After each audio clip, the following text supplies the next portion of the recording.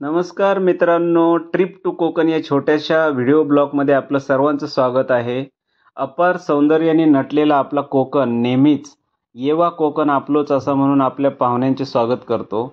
असाच काहीसा अविस्मरणीय अनुभव मालवण सिंधुदुर्ग फॅमिली ट्रिपवर आला आणि त्याचाच हा एक एक्सपिरियन्स म्हणून संपूर्ण व्हिडिओ आम्ही तुमच्यासमोर सादर करत आहोत. त्याच्यामध्ये आम्ही 2 दिवसात कव्हर केलेले स्पॉट, त्यानंतर हॉटेल्स, जवळचे बीच कोणते आहेत, हे सगळ्या ची डिटेल्स तुम्हाला या व्हिडिओतून मिळणार आहे.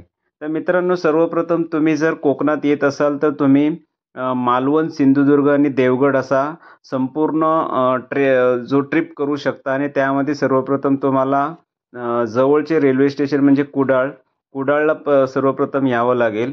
आणि कुडाळवरून तुम्ही मालवणमध्ये जर पहिला स्टे घेत असाल तर कुडाळवरून मालवण हे 30 किलोमीटरचं डिस्टन्स आहे.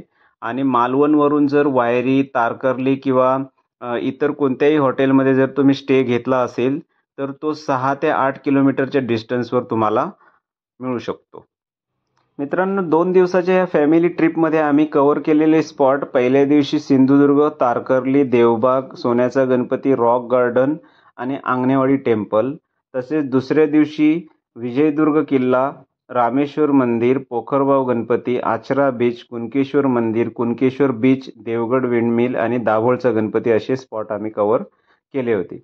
कुडाळवरून हे डिस्टन्स मालवणपर्यंत 29 किलोमीटर आणि पुढे 6 किलोमीटरचं डिस्टन्स हॉटेलपर्यंत. तसेच लोकल फिरण्यासाठी गाडी हायर केली होती, त्यासाठीचा नंबर आम्ही दिलेला आहे.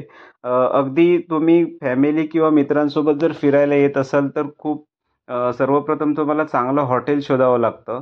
त्यासाठी ब्रायटन कोकण हा चांगला होमस्टे तुम्हाला वायरी बीचपासून 2 मिनिटाच्या अंतरावर, अगदी प्रशस्त रूम्स, चांगली सर्व्हिस, उत्तम प्रतीचं घरगुती जेवण, उकडीचे मोदक आणि सकाळी फ्रेश आणि चांगला घरगुती नाश्ता तुम्हाला या ठिकाणी मिळू शकतो. तुम्हाला जर समुद्र सफारी करायची असेल किंवा जर तुम्हाला एक वेगळा अनुभव घ्यायचा असेल तर कांदनवन सफारी हा तुमच्यासाठी एक चांगला ऑप्शन आहे. अगदी कांदनवन सफारीसाठी एक बोट हायर करून 10 ते 12 लोक तुम्ही बोटमधून कांदनवन सफारी करू शकता. तसेच सिंधुदुर्ग जिल्ह्यातील 2 किल्ले, विजयदुर्ग आणि सिंधुदुर्ग, हे ऐतिहासिक किल्ले आहेत. सिंधुदुर्ग किल्ला छत्रपती शिवाजी महाराजांनी बांधला होता, तर विजयदुर्ग हा या जिल्ह्यातील सर्वात जुना किल्ला आहे, ज्याचे बांधकाम शिलाहार राजाच्या काळात सुरू झाले आणि नंतर छत्रपती शिवाजी महाराजांनी त्याचे पुनरुज्जीवन केले. सिंधुदुर्ग किल्ला 1664 ते 67 दरम्यान बांधला गेला. मजबूत तटबंदी, भव्य बुरुज आणि कुशलतेने बांधलेले बांधकाम तुम्हाला या किल्ल्यावर पाहायला मिळते. तसेच विजयदुर्ग किल्ला हा 1193 ते 1205 दरम्यान बांधला गेला. नंतर छत्रपती शिवाजी महाराजांनी त्याचे पुनरुज्जीवन केले. या किल्ल्याला 3 बाजूनी पाणी वेढलेले आहे. याला चिलकती तटबंदी आहेत. किल्ल्यात 2 भुयारी मार्ग, एक पूर्वेला आणि पश्चिमेला. मराठा नौदलाच्या इतिहासातील किल्ल्याचे मोठे महत्त्व मानले जाते.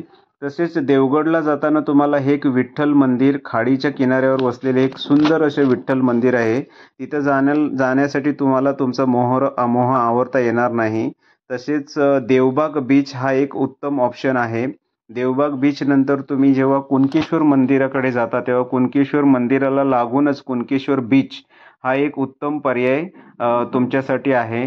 तसेच तारकर्ली बीचमध्ये डॉल्फिन सफारी किंवा वॉटर स्पोर्ट ॲक्टिव्हिटी तुम्ही करू शकता. तसेच आम्ही ज्या हॉटेलवर स्टे केला होता त्या ब्रायटन कोकणपासून 5 मिनिटाच्या अंतरावर असलेला हा वायरी बीच, जिथे फार असा एक्सप्लोर झालेला बीच नाही आहे, त्याच्यामुळे तिथं जाऊन इव्हिनिंगला तुम्ही सनसेट पाहू शकता. कुणकेश्वरचं मंदिराला लागून असलेला हा बीच या ठिकाणी तुम्ही पाहू शकता. तसेच कुणकेश्वर मंदिर आणि एक देवगडमधील एक प्राचीन मंदिर, रामेश्वर मंदिर सुद्धा तुम्ही या ठिकाणी आल्यावर पाहू शकता. मालवणमध्ये आल्यावर वायरी बीचमध्ये जर तुमच्यासोबत छोटी मुलं असतील तर त्यांना खेळण्यासाठी हा बीच एक उत्तम पर्याय आहे. तिथं मुलं खूप एन्जॉय करू शकतात इव्हिनिंगला. तसंच देवगडला गेल्यावर तुम्हाला हा जो राजकोट किल्ला आहे, तिथे छत्रपती शिवाजी महाराजांचा स्टॅच्यू पाहण्यासाठी तुम्ही जाऊ शकता, जिथे एक सुंदर असा स्टॅच्यू तुम्हाला पाहायला मिळू शकतो. तर मित्रांनो, तुम्ही जर मालवण, सिंधुदुर्ग किंवा देवगडला जर येत असाल तर हा प्लॅन फॉलो करून तुम्ही तुमची ट्रिप सक्सेसफुल करू शकता. धन्यवाद.